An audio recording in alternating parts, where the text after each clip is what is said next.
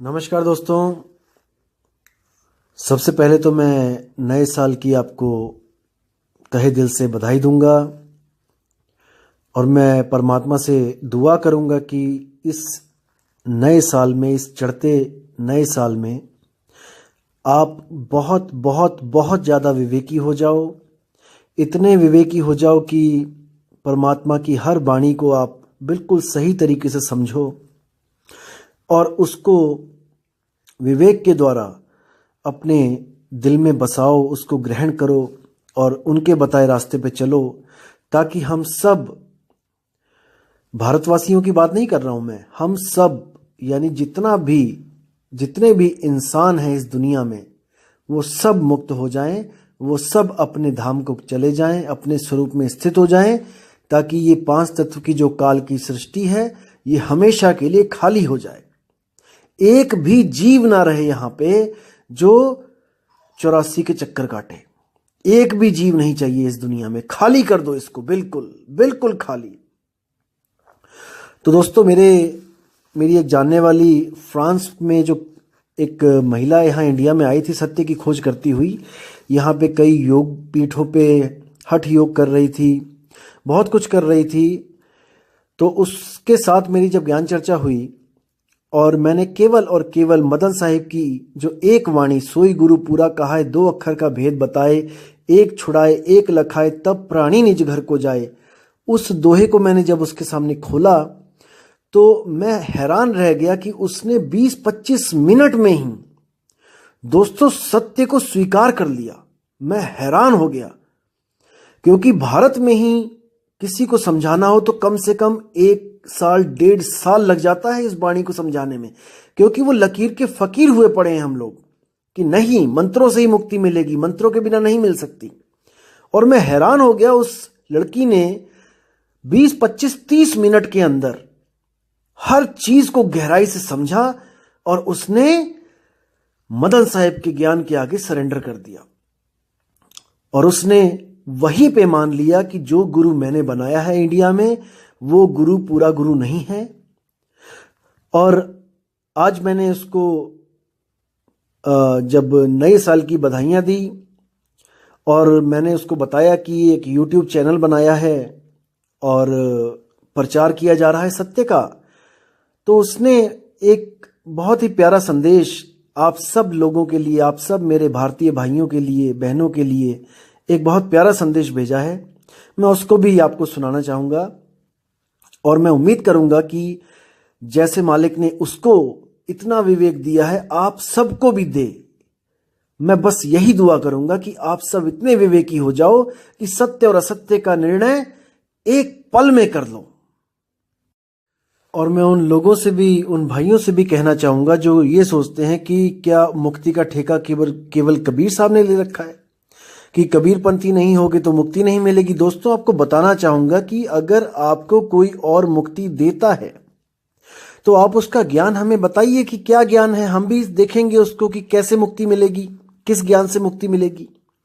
किसी भी संत से अगर आपको मुक्ति मिलती है तो आप उसके ज्ञान को समक्ष रखिए। भाई, परमात्मा ने बुद्धि सबको दी है, आप अपने संतों का ज्ञान रखिए सामने और उसके द्वारा निर्णय हो जाएगा कि मुक्ति मिल रही है कि नहीं मिल रही। क्योंकि चेतना में, चेतन सत्ता में इतना विवेक है कि वो देख कर ही पहचान जाएगी कि इससे मेरी मुक्ति होगी कि नहीं होगी। आप ज्ञान तो सामने रखिए। जिन लोगों को कबीर नाम से ही प्रॉब्लम है कि क्या केवल कबीर ही मुक्ति का दाता है। अब देखिए, ये लड़की कहाँ रहती है, फ्रांस में, लेकिन इसने उस यूनिवर्सल ट्रुथ के आगे सरेंडर कर दिया, क्योंकि सत्य किसी की बपौती नहीं है। सत्य किसी की बपौती नहीं है, इसका मतलब कि कोई भी संत हमें सत्य दे सकता है, बिल्कुल दे सकता है, लेकिन जब सत्य स्वयं आकर उस संत को अपना भेद बताता है, तब जब परमात्मा स्वयं आकर किसी भी संत को अपना राज बताता है, अपना भेद बताता है, सच्ची भक्ति बताता है, तब जाकर वो संत इस लायक होता है कि वो किसी और को मुक्ति प्रदान कर सके। समझो इस बात को। तो केवल कबीर साहब ही वो परम चेतना है जो नाम बदल बदल कर लोगों को मिलते हैं और उनको मुक्ति का संदेश देते हैं। केवल कबीर नाम से ही नहीं आते हैं वो, जिंदा बाबा के नाम से, बूढ़ा बाबा के नाम से, मुनिंद्र नाम से, करुणामय नाम से, सतसुकृत नाम से, राधापति नाम से। नामों में कुछ नहीं रखा है, बात है ज्ञान की। ज्ञान क्या दिया जा रहा है, कौन सा शब्द दिया जा रहा है, बात शब्द की है। तो अब देखो, इस लेडीज ने, इस लड़की ने सत्य को स्वीकार किया और ये नवंबर में आके गुरुजी से नाम दीक्षा लेगी। कोई भाषा सेम नहीं है, कोई कल्चर सेम नहीं, कम्युनिटी सेम नहीं, फिर भी सत्य तो एक है मेरे भाई। चाहे वो कोई अंग्रेज हो, चाहे वो चाइनीज हो, जापानीज हो, फ्रेंच हो, कोई भी हो, सत्य हम सबके लिए एक है और आत्मा ही सत्य है। आत्मा को ही खोजना है, मंत्रों को नहीं खोजना है। वरना आप हिंदी के मंत्र लेके बैठ जाओगे, अंग्रेज कहेगा नहीं अंग्रेजी में मंत्र दो, फिर क्या करोगे? फिर क्या करोगे? वो कहेगा मेरी बाइबल में दिखाओ ये मंत्र कहां लिखा है, फिर क्या करोगे? लेकिन बाइबल में तो सोल के बारे में भी लिखा है भाई, कि सोल इज इमॉर्टल, आत्मा कभी नहीं मरती है, लिखा है उसमें। आप उसको प्रूफ कर सकते हो। आत्मा को ही तो खोजना है। तो मेरे भाई विचार करो, मैं किसी का दुश्मन नहीं हूं, मैं सबका भला चाहता हूं। मैं ये भी नहीं चाहता कि आप सारे मेरे पास आ जाओ। आज एक भाई ने मुझसे पूछा कि भैया एक कबीरपंथी मुझे मिला है, वो भी कहता है कि मैं शब्द लिखा देता हूं, तो मुझे कोई निशानियां बताओ कि मैं कैसे परख करूंगा। तो मैंने उसको 8-10 निशानियां बता दी और वो भी खुश, मैं भी खुश कि इस भाई ने मुझ पे विश्वास करके मुझसे कम से कम निशानियां तो पूछी।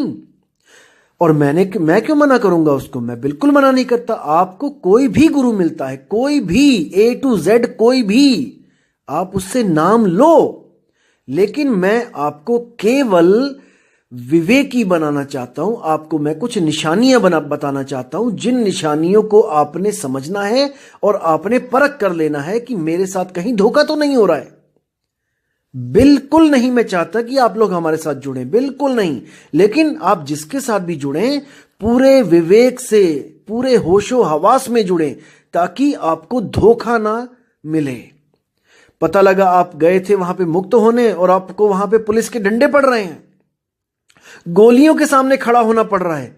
अरे भाई, ऐसी मुक्ति नहीं चाहिए कि गोली लग जाए और आत्मा ही मुक्त हो जाए शरीरों से बिना अनुभव के, वो 84 में ही जाएगी। इसलिए मेरे भाई विवेक करो, विचार करो। हम सब एक ही परमात्मा के बच्चे हैं। कहने को बच्चे हैं, असल में हम अजन्मे हैं, लेकिन वो हमें बचाने आता है, हमें यहां से निकालने आता है। इसलिए हम उसको पिताजी कह देते हैं, उसको मालिक कह देते हैं, उसको बंदी छोड़ कह देते हैं।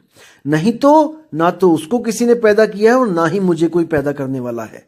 आत्मा अजन्मा है, सबकी आत्मा अजन्मी है, वो शुरू से ही है, बस बंधन में आ गई है, इसलिए इसको एक बंदी छोड़ की जरूरत है। तो दोस्तों, पहले वो संदेश सुनेंगे और फिर विचार करेंगे कि जब ट्रुथ, जो सत्य है, वो यूनिवर्सल है, तो हम क्यों एक दूसरे के बैरी हो जाते हैं, एक दूसरे के धर्मों को गालियां देते हैं? नहीं भाई, हम सब इंसान हैं, हमारा धर्म इंसानियत है। तो इसी के साथ मैं विदा चाहूंगा दोस्तों।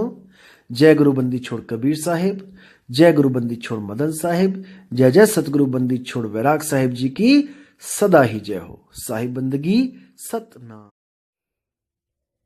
Hello, my dear Indian friends. I am Caroline from France, and I am a truth lover person. Because only truth is that thing which is always universal. We cannot bond the truth in any specific religion or language or any specific country. We all are from different culture and communities, but the sun, the moon, and the stars are the same for all of us. And just like the sun, the truth is the same for the whole universe. It is very great for you that you can get the knowledge of the truth almost for free on YouTube. And I hope that my friend Nitin is explaining the truth in a very easy way, because the truth is simple and it must be understandable for everyone. So I wish to all of you that you understand this supreme knowledge of truth and that you get the real salvation from the birth and death.